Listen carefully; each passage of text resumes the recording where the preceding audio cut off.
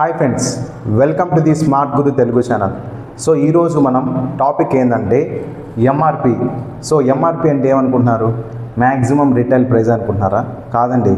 ఇప్పుడుండే ప్రజెంట్ మార్కెట్లో ఉండే ప్రతి ఒక్క స్టూడెంట్ మార్క్స్, ర్యాంక్స్, పర్సంటేజెస్ గురించి తనకలాడిపోతున్నాడు.